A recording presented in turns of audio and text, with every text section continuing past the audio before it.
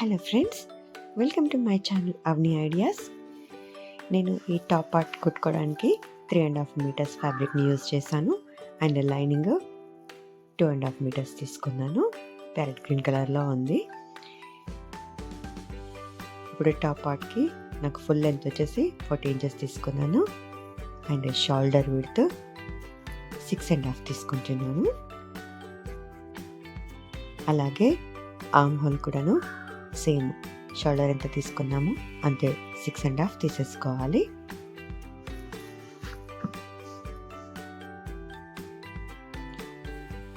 ఇప్పుడు chest విడ్త్ని 4తో divide చేసి plus extra 2 inches margin తీసుకోగా నాకు 11 ఇంచెస్ వచ్చింది. వెస్ట్ ఫుల్ లెంత్ వచ్చేసి నేను 14 పైన మార్క్ చేసుకున్నాను. అండ్ హిప్ లెంత్ వచ్చేసి 21 ఇంచెస్ పైన మార్క్ చేసుకున్నాను. ఇప్పుడు వెస్ట్ విడ్త్ని నేను 4తో డివైడ్ చేసి ప్లస్ ఎక్స్ట్రా 2 ఇంచెస్ మార్జిన్ తీసుకుంటే నాకు 10 ఇంచెస్ వచ్చింది. 10 ఇంచ్ పైన మార్క్ చేసేసుకోవాలి.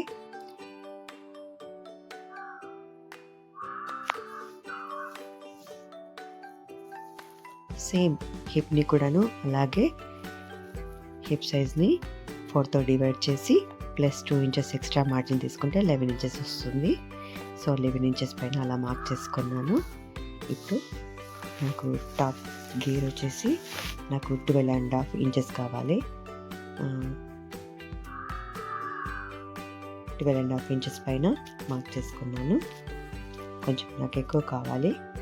సో ఇప్పుడు ఇలా అంతా మార్క్ చేసేసుకుందాము, కలిపేసేసుకోవాలి.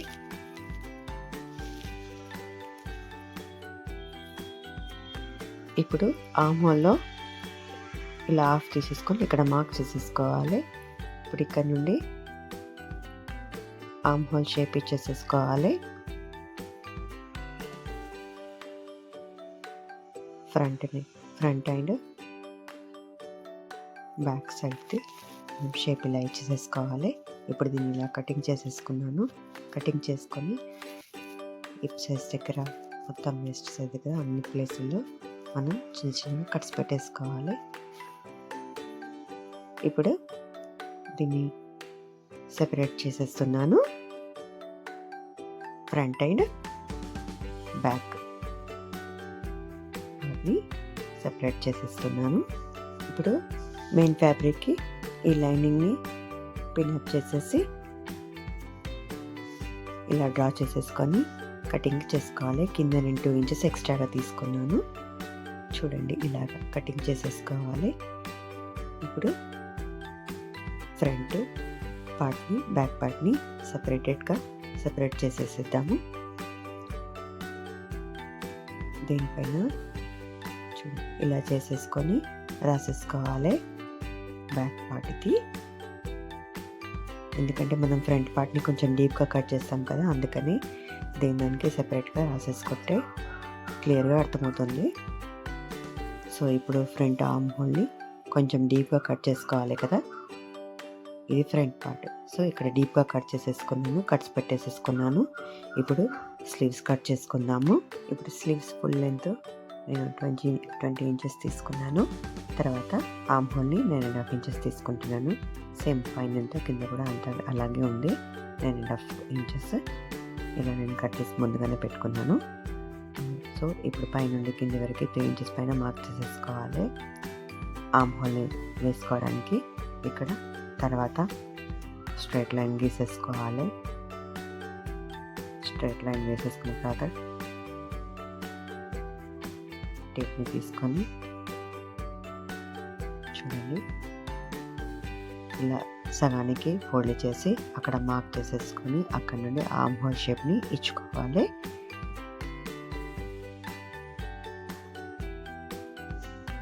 Arm hole front and back shape 1/2 inch డిఫరెన్స్లో ఉంటే సరిపోతుంది. ఇప్పుడు కింద భాగాన్ని నేను 5 ఇంచెస్ తీసుకుంటున్నాను.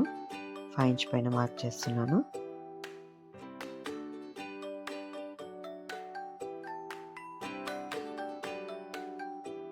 ఇప్పుడు ఇలా అంతా అక్కడ వరకు వస్తుంది కదా, 5 ఇంచెస్ సరిపోతుంది. ఇప్పుడు ఇలా దీన్ని గీసేసుకోవాలి.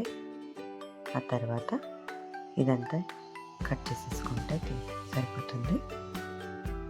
చూడండి, ఇలా ఇక్కడ నుండి ఇలా కట్ చేసేసుకోవాలి.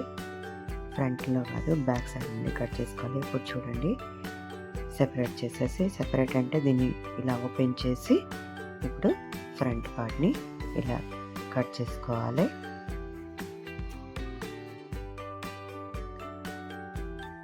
హాఫ్ ఇంచ్ డీప్గా తీసుకోవాలి కదా, లేదంటే షేప్ సరిగ్గా రావదు. ఇప్పుడు తెలవడానికి ఇక్కడ నేను చిన్నగా కట్స్ పెట్టుకుంటున్నాను, ఫ్రంట్ అని తెలవడానికి.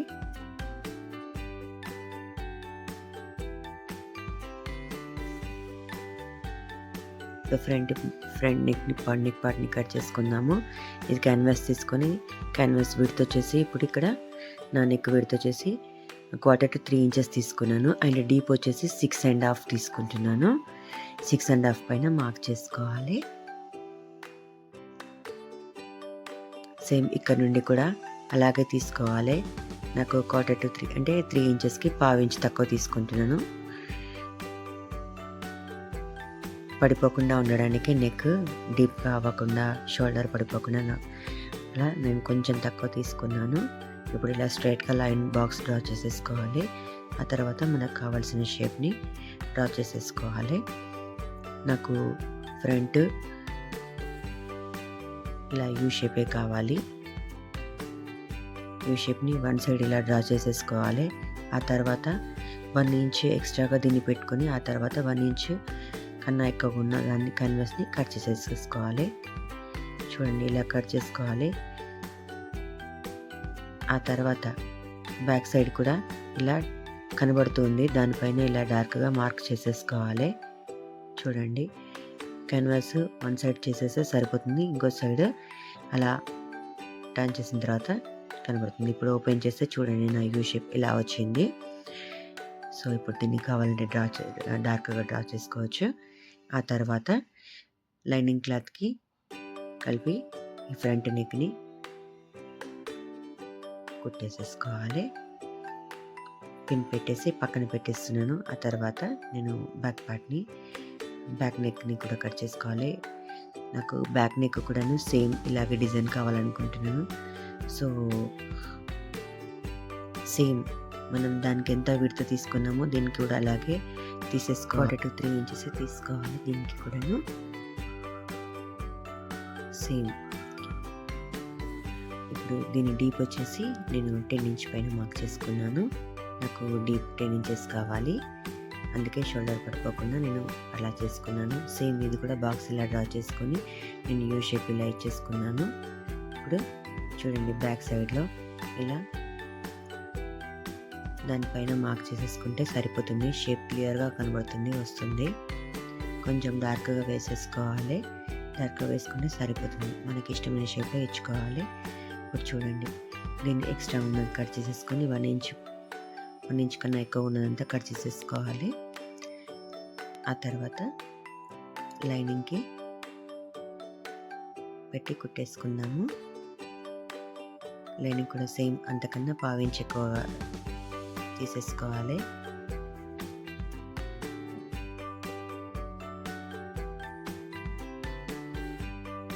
ఇది బ్యాక్ అండ్ అది ఫ్రంట్.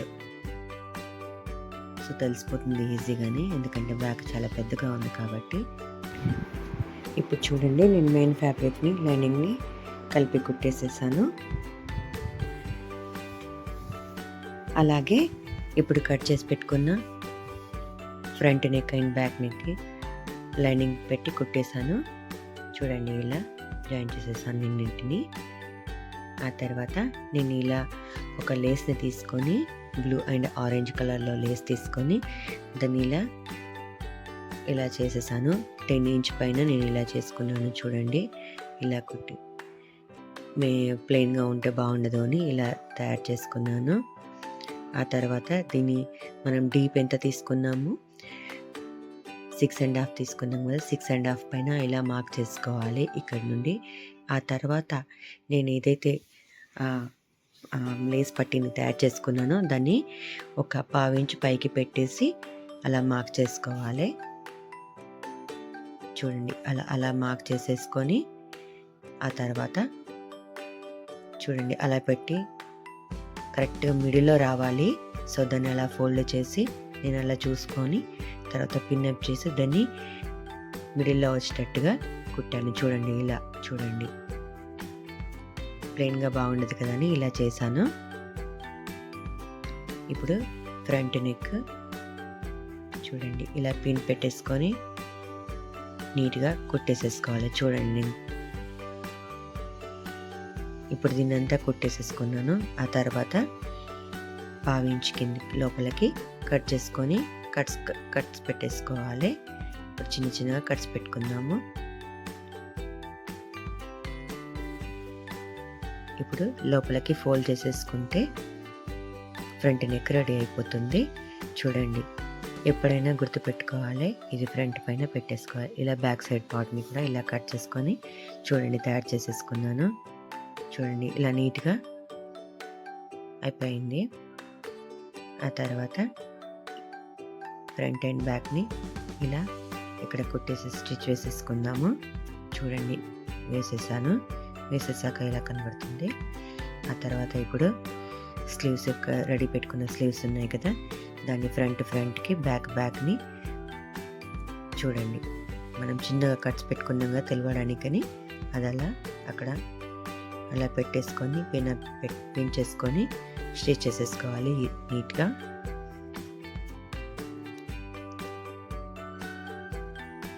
పిన్ పెట్టుకుంటే ఎట్టుకోకుండా కదలకుండా నీట్గా కుట్టుకోవచ్చు.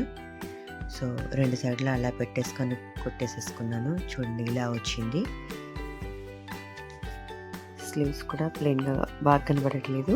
సో ఆ బ్లూ అండ్ ఆరెంజ్ లేస్ని స్లీవ్స్కి ఇక్కడ ఫోల్డ్ చేసి 1 ఫోల్డ్ చేసేసి ఇలా పెట్టేసి కుట్టేస్తున్నాను. 2 పక్కల ఇలా కుట్టేసేసుకోవాలి. చూడండి ఆ తర్వాత 1 ఇంచ్ పైన మార్క్ చేసేసుకుంటూ పోవాలి. ఇలా 1 ఇంచ్ పైన మార్క్ చేసేసుకుంటూ 2 పక్కలా చేసేసుకోవాలి. ఆ తర్వాత ఫినిషింగ్ చేసేసుకోవాలి. చూడండి ఫినిషింగ్ కుట్టేసేసుకున్న తర్వాత నాకు ఇలా వచ్చింది. సో థ్యాంక్ యూ అండి. Thank you for watching. ఎలా ఉందో చెప్పండి, కామెంట్స్లో చెప్పండి. థ్యాంక్ యూ ఫర్ వాచింగ్ అండి.